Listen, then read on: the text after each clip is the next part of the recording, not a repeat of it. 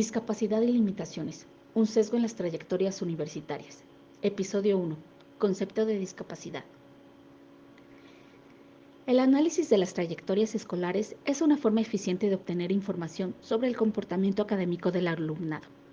Permite reconocer tanto perfiles y prácticas académicas como factores de riesgo, rezago y abandono. Constituye una herramienta útil para la planeación y la toma de decisiones institucionales que derivan en programas y acciones para promover la permanencia y el egreso. Bajo ese tenor, resulta necesario incorporar perspectivas transversales que visibilicen a la población escolar en situación de vulnerabilidad. Por ejemplo, personas que pertenecen a grupos originarios, alumnas que son madres, o bien el alumnado con alguna discapacidad o limitante, ya sea física o psicoemocional. En 2011, la UNESCO señaló que el acceso a la educación es un derecho fundamental que se encuentra enlazado en la Declaración Universal de Derechos Humanos de 1948. No solo se trata de alcanzar un nivel de instrucción, sino que la educación es considerada como un catalizador que permite garantizar otros derechos humanos, pues al ser el cimiento del aprendizaje a lo largo de la vida, permite el desarrollo individual y la movilidad. Por eso, las universidades tienen la responsabilidad de garantizar la igualdad de oportunidades educativas y atender los objetivos de desarrollo sostenible de la Agenda 2030, principalmente educación de calidad. Esto significa garantizar una educación inclusiva, equitativa y de calidad y promover oportunidades de aprendizaje durante toda la vida para todas las personas. Si bien es cierto que hoy día existe un mayor reconocimiento acerca de la necesidad del acceso a la educación para todos, las personas con discapacidad no siempre cuentan con las mismas oportunidades en comparación con el resto de la población. Entre los principales obstáculos que afrontan está el propio acceso a la educación, a la información, al empleo, a los cuidados médicos, a la integración, al entorno físico, al desplazamiento, hay deficiencias en la prestación de servicios y viven discriminación y estigmas sociales. Es por ello que los estudios de trayectorias académicas con una perspectiva de inclusión permiten identificar las dificultades individuales, colectivas e institucionales que afrontan las y los estudiantes que pertenecen a este grupo.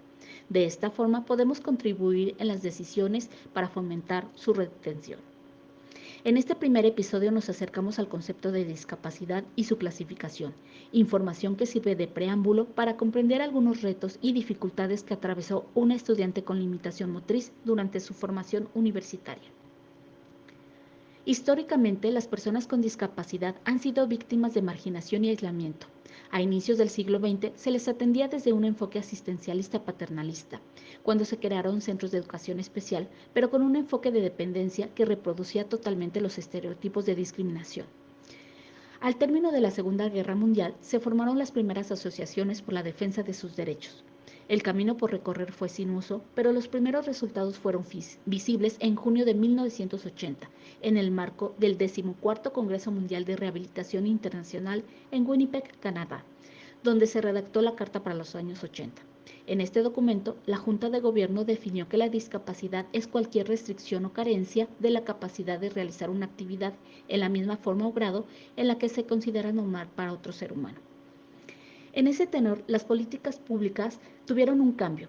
Se encaminaron para brindar servicios de rehabilitación para lograr una vida plena y constructiva en la sociedad. Esto significó un cambio en el discurso y en la forma de ver a las personas, ya no como una condición de enfermedad, sino como una parte fundamental de derechos humanos.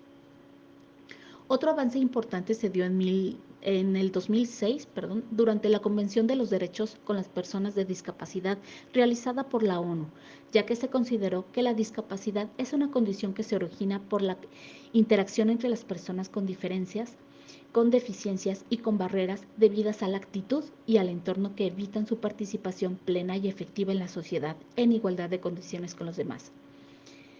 De esta forma podemos ver que hay tratados internacionales, instrumentos jurídicos y nacionales que establecen las condiciones mínimas para que el Estado proteja y asegure el pleno ejercicio de los derechos humanos y libertades fundamentales de las personas con discapacidad.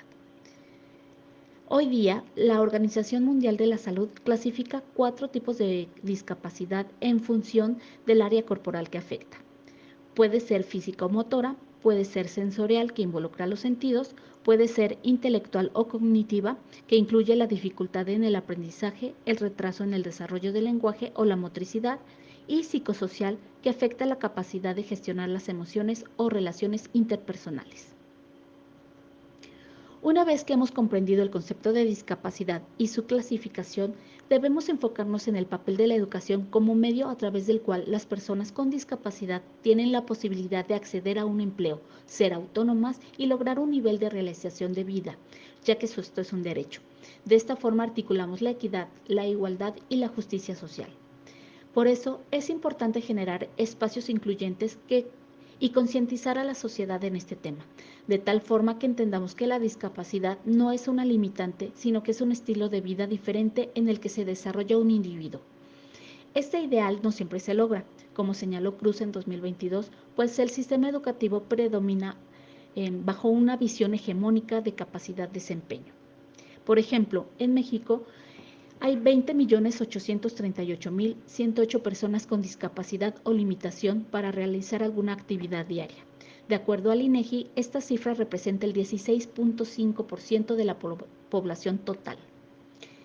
La mayor ausencia de estudiantes con discapacidad o limitación es en el nivel superior. Durante el último quinquenio, en México, la matrícula sí ha incrementado al pasar de 4.170.970 estudiantes en 2018 a 4.592.706 en 2022. Es decir, la educación superior tuvo un crecimiento de 9.2%. En este mismo periodo, también creció la matrícula de personas con discapacidad. Pasó de 37.061 personas en 2018 a 65.481 en 2022. El primer espacio de atención fue tener rampas, designar cajones de estacionamiento, regularizar banquetas, adecuar los baños, montar barandas o instalar elevadores, pero pocas universidades han establecido verdaderas estrategias de inclusión que permitan la accesibilidad de la información y de la comunicación. Ejemplo de ello es la UNAM o la Universidad Autónoma del Estado de México. Un paso importante es que las instituciones de educación superior identifiquen las discapacidades y limitaciones de su población, así como desarrollar políticas que les permitan tener acceso apropiado a la infraestructura y a estrategias de inclusión efectivas. Para ello, se requiere atender aspectos normativos, flexibilizar las políticas y los planes de estudio y tener más acciones de accesibilidad y gobernanza. Escuchar de quienes afrontan día a día una discapacidad o limitación es un punto clave para visibilizar la inclusión. Para ello, te invitamos a escuchar a Dulce María Sánchez Robledo, quien nos platicará su experiencia, pero esto será en la segunda entrega de Discapacidad y Limitación.